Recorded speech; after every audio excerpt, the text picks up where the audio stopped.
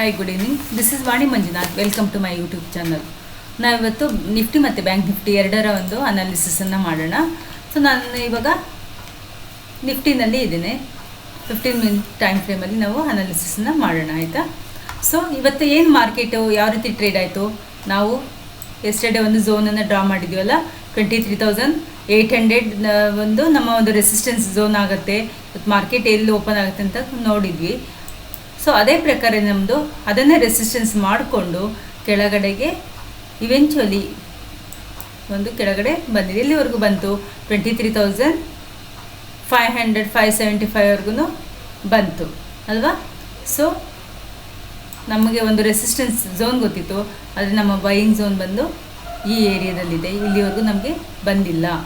So ನಾಳೆಗೆ ಯಾವ ರೀತಿ ನಾವು ಟ್ರೇಡನ್ನು ತೊಗೊಳ್ಬಹುದು ಅಂದರೆ, ನಮ್ಗೆ ಆಲ್ರೆಡಿ ಡೌನ್ವರ್ಡ್ ಮಾರ್ಕೆಟ್ದು ಕೂಡ ನಮ್ಮಲ್ಲಿ ಮಾರ್ಕ್ ಆಗಿದೆ, ಹಾಗೆ ಅಪ್ವರ್ಡ್ ಕೂಡ ಮಾರ್ಕ್ ಇದೆ. ನಾಳೆಗೆ ಎಲ್ಲಿವರೆಗೂ ಅದು ಅಗೇನ್ ಸೇಮ್ ರೆಸಿಸ್ಟೆನ್ಸ್ ಕೂಡ ಇಂಟ್ಯಾಕ್ಟ್ ಇದೆ.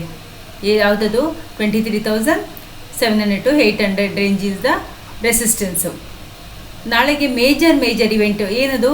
RB ಇಂಟ್ರೆಸ್ಟ್ ರೇಟ್, ಅದು RB ಪಾಲಿಸಿದು ನಾಳೆ ಇವೆಂಟ್ ಇದೆ.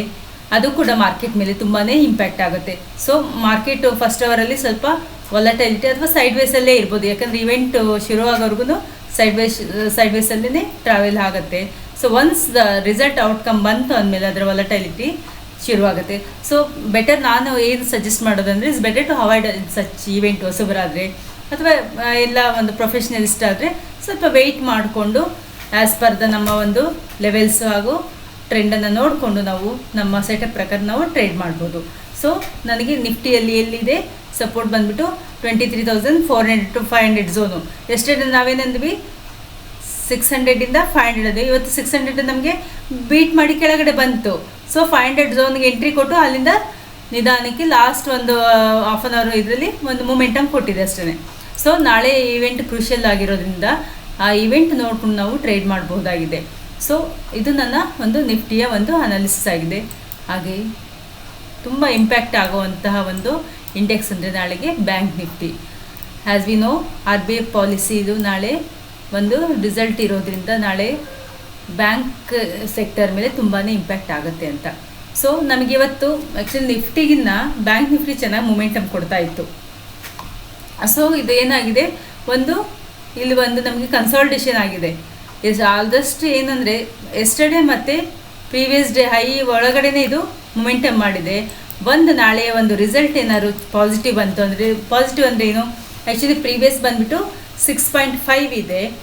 ಇವಾಗ ಏನಾದ್ರು ರೇಟ್ ಕಟ್ ಮಾಡಿದ್ರು 25 ಬೇಸಿಸ್ ಅಥವಾ 50 ಬೇಸಿಸಲ್ಲಿ ರೇಟ್ ಕಟ್ ಮಾಡಿದ್ರು ಅಂತ ಹೇಳಿದ್ರೆ, ಅದು ನಮ್ಮ ಒಂದು ಮಾರ್ಕೆಟ್ಗೆ ಪಾಸಿಟಿವ್ ನೋಟ್ ಅಂತ ಹೇಳ್ಬೋದು.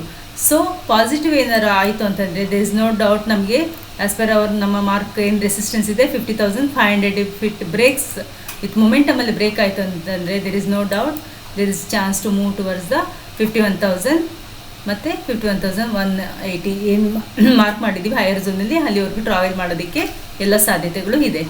ಇಫ್ ಸಪೋಸ್ ಏನಾದ್ರು ನೆಗೆಟಿವ್ ನ್ಯೂಸ್ ಆಯಿತು ಅಂತಂದರೆ, there is no doubt whatever we have mark downside 49,800 ಹಾಗೆ 49,490 ಅಥವಾ 500 ಝೋನಲ್ಲಿ ಟ್ರಾವೆಲ್ ಆಗೋಕ್ಕೆ there is a high probability chance ಅಂದ್ಕೊಳ್ತೀನಿ. ಸೊ ಇಟ್ಸ್ ಬೆಟರ್, ಹೊಸಬರಾದರೆ ಇಟ್ಸ್ ಬೆಟರ್ ಅವಾಯ್ಡ್ ಅಂತಲೇ ಹೇಳ್ತೀವಿ. ಯಾಕಂದರೆ ಈ ಇವೆಂಟ್ ದಿನಗಳಲ್ಲಿ ಏನಾಗುತ್ತೆ, ವಾಲಟೈಲಿಟಿ ತುಂಬ ಕ್ರಿಯೇಟ್ ಆಗುತ್ತೆ. ಹೈಪೋಥೆಟಿಕಲಿ ನಾವು ಡಿಸಿಷನ್ನ ತೊಗೊಳಂಗಿಲ್ಲ. ಆ್ಯಸ್ ಪರ್ ಅವರ್ ಲೆವೆಲ್ಸು ಏನೇ ರಿಸಲ್ಟ್ ಔಟ್ಕಮ್ ಬಂದರೂ ಕೂಡ ಡಿಪೆಂಡ್ ಆನ್ ಅವರ್ ಒಂದು ಲೆವೆಲ್ಸು ಹಾಗೂ ನಮ್ಮ ಒಂದು ಸ್ಟ್ರಾಟಜಿ ಪ್ರಕಾರನೇ ನಾವು ವರ್ಕ್ ಮಾಡೋಣ ಅಂತ ಹೇಳ್ತೀನಿ. ಐ ಹೋಪ್ ನಿಮಗೆಲ್ಲರಿಗೂ ಇದು ವಿಡಿಯೋ ಇಷ್ಟ ಆಯಿತು ಅಂತ ಅಂದ್ಕೊಳ್ತೀನಿ. Thank you very much for watching this video. Have a nice trading sessions.